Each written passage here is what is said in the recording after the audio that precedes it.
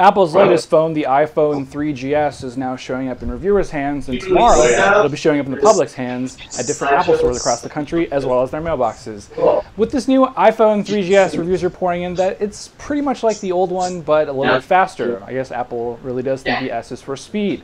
Does it change anything, or is this kind of more of the same from Apple? Let's talk to a couple people who know what they're talking about. We bring in Dan Fromer from the Business Insider. Dan, thanks for being with us. Hey, thank you. Also, we bring in Stuart Miles from Pocket-Lint. Stuart, thanks for being with us as well.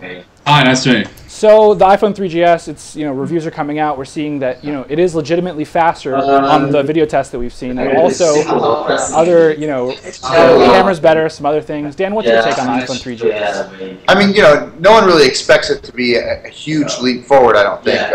I've taken a look at some of the samples of the video and the pictures that come out of it, and they look really impressive. So I think the people who are in the market for a new iPhone are going to like it a lot more than say they would like the iPhone 3G.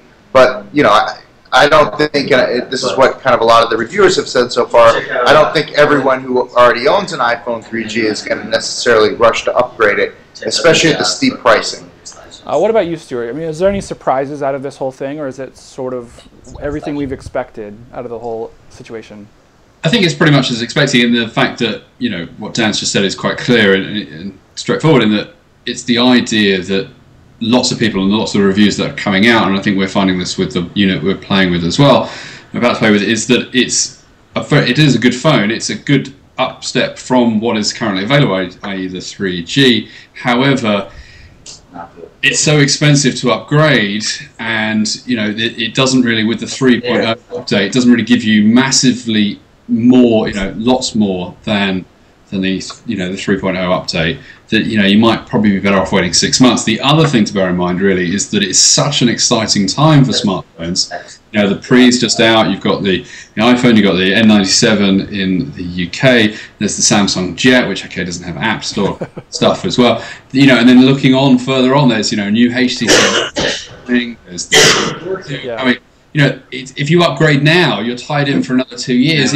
Have you jumped too early? Yeah, definitely. So one thing we need to remember, though, is that the vast majority of people out there still don't own an iPhone and still don't own a smartphone. So while maybe we do and all of our friends do, we're not the target market here. Apple right now is trying to sell to the 70–80% of people who don't have one already. Well, and to that point, I mean, is the bigger story here not even the iPhone 3GS, a $99 iPhone that's going to be around for a little while? Dan, do you think that that's almost the bigger story here? We'll see. For a long time I thought that was going to be a really good move, but I also thought it might be coupled with a cheaper data plan.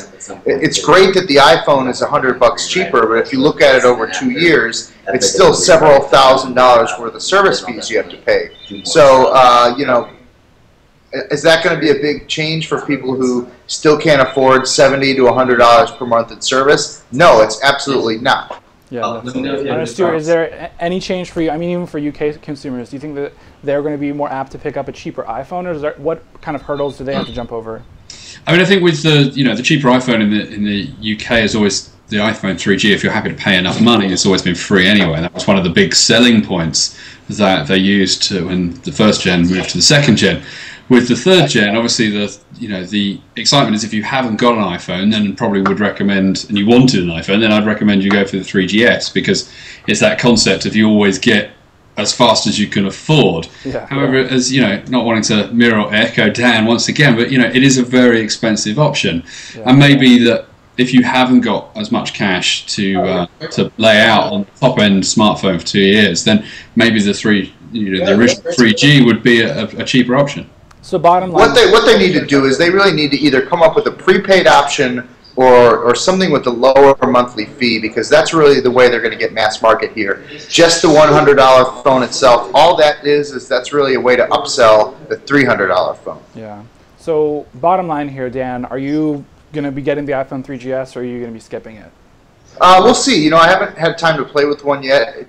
While it is expensive, $500 for me to upgrade to the 32 gig one, I mean, it's something that I use as much as, pretty much anything except my main computer. So to me, it might be worth the upgrade price. That said, I'm not, I don't consider myself a normal person in this regard. I don't think Apple is expecting most iPhone 3G owners to upgrade. And you know, I haven't made the decision yet, or maybe I'll get a Palm Pre. Who knows? Yeah, I'm eyeing the Palm Pre personally myself. I don't know, Stuart. What's your bottom line? Are you going to get the new iPhone? Probably not. I mean, I use an iPod Touch just around the home, just for checking out Tweety and things like that. I've upgraded to the 3.0. Now it seems to add some new functionality. Not sure whether it's something I would want as my main phone though. All right. Well, so there you have it. None of us three will be getting the iPhone 3GS when it's released, but maybe we'll check out the OS 3.0 for sure. I guess Dan, maybe they'll convince you somehow, right? Somehow they'll get you. Anyway. Yeah, they always do. Yeah, that is it for this show. I'm Randall. We'll see you next time on the show. Let us know what you think of the new format, new graphics, and we're in 16:9 now, so we're a lot cooler now, right? See ya.